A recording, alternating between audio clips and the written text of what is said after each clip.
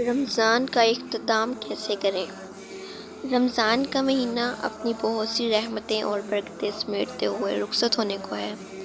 اس کا اختتام ہم کیسے کریں؟ کیونکہ اعمال صالح کرنا اور اس کے اختتام کی فکر کرنا مسنون ہے۔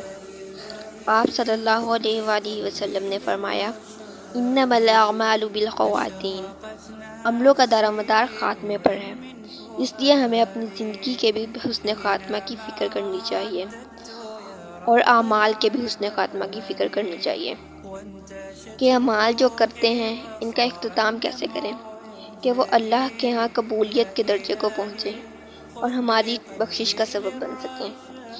چونکہ رمضان کا اختتام ہے، اس لیے چند اعمال ہیں جو بہت اہم ہیں اور آپ صلی اللہ علیہ وآلہ وسلم کی سنت سے ثابت ہے۔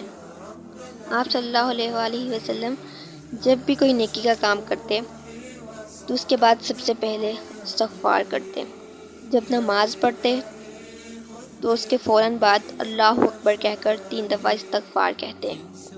حالانکہ گناہ کا کام نہیں کیا، نماز کے بعد فوراً استغفار کی وجہ کیا ہے؟ وجہ یہ ہے کہ اللہ کی جیسی شان ہے، جس عبادت کے وہ لائق ہے، ویسی عبادت ہم کر ہی نہیں سکتے۔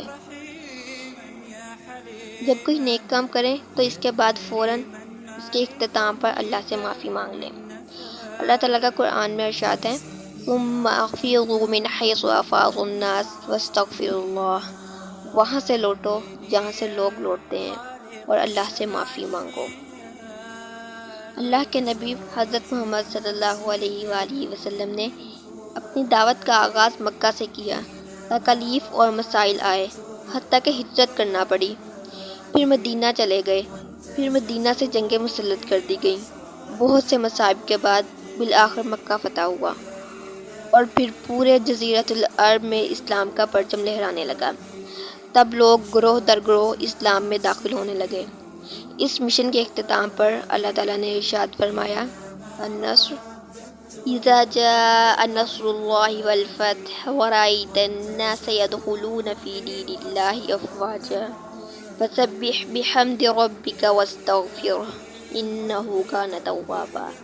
جب آ جائے مدد اللہ کی اور فتح اور آپ دیکھیں کہ لوگوں کو وہ داخل ہو رہے ہیں دین میں اللہ کے فوج در فوج، تو تسبیح کیجئے ساتھ اس کی حمد کے اور بخشش مانگیے، بے شک وہ توبہ قبول کرنے والا ہے۔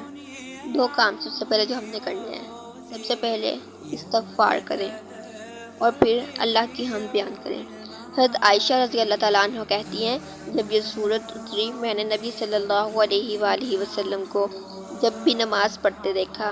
آپ صلی اللہ علیہ وآلہ وسلم نماز میں یہ دعا فرما رہے تھے کہ تو پاک ہے، تیرے لیے ہے تعریف، اللہم اغفر لی، مجھے معاف کر دے۔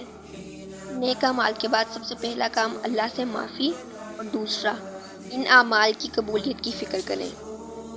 حضرت ابراہیم علیہ السلام اور حضرت اسماعیل علیہ السلام بیت اللہ کی تعمیر کر رہے تھے۔ جب تعمیر مکمل ہو گئی تو دونوں دعا کرنے لگے، ربنا تقبل منا انک انت السمیع العلیم۔ حالانکہ دونوں ولی اللہ تھے۔ سورۃ المؤمنون میں آتا ہے، والذین یؤتون ما اتوا وقلوبهم وجلۃ انہم الی ربہم راجعون۔ وہ جو دیتے ہیں جو کچھ وہ دیتے ہیں جبکہ دل ان کے لرزتے ہیں کہ بے شک وہ رب کی طرف لوٹنے والے ہیں۔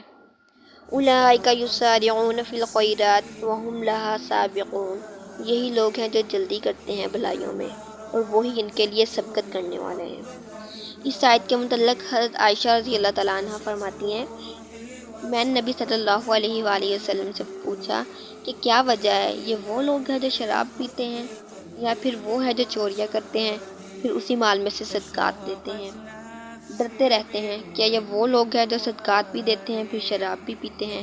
آپ صلی اللہ علیہ وآلہ وسلم نے فرمایا، صدیق کی بیٹی ایسی بات نہیں ہے، یہ وہ لوگ ہیں جو روزے رکھتے ہیں، نماز پڑھتے ہیں، صدقات کرتے ہیں اور ڈرتے ہیں کہ ایسا نہ ہو کہ عمل قبول ہی نہ ہو۔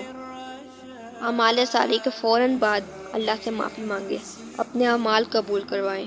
اللہ تو جیسی عبادت کرنے کے لائق ہے، ہم ویسی عبادت نہیں کر سکتے۔ اے اللہ ہم سے جو کوتاہیاں ہوئی ہمیں معاف کر دے اور اپنے اعمال کی قبولیت کی فکر کریں۔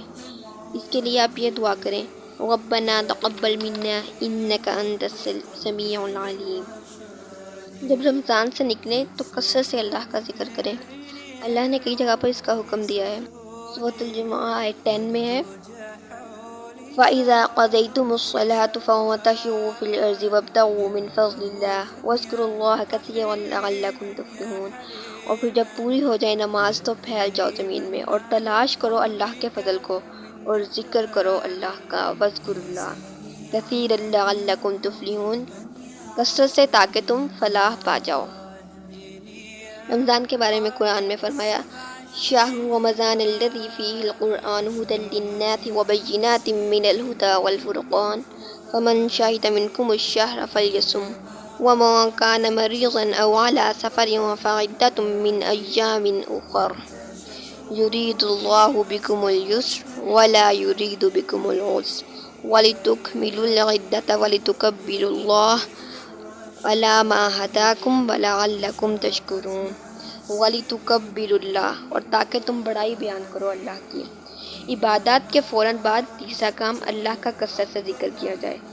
چنانچہ بہت سے آثار ہیں، سید ابن مصب، ابی سلمہ، عمر رضی اللہ تعالیٰ عنہ، ابی بکر بن عبد الرحمن، ابو عروہ بن زبیر، ان سب کے آثار ہیں۔ جیسے ہی رمضان ختم ہوتا، شوال کا چاند نظر آتا، تکبیرات کہنا شروع کر دیتے، تکبیرات کہتے رہتے حتیٰ کہ نماز عید ادا کر لیتے۔ اس کے بعد صدقہ فطر بھی ہے، جو ان کوتاہیوں کا ازالہ ہے جو ہم نے رمضان میں کی ہیں۔ تو سب سے پہلا کام ہے اللہ سے معافی مانگیں، استغفار کریں۔ دوسرا کام یہ کہ اعمال کی قبولیت کی فکر کریں اور اللہ کی تکبیرات بیان کریں اور صدقہ فطر ادا کریں۔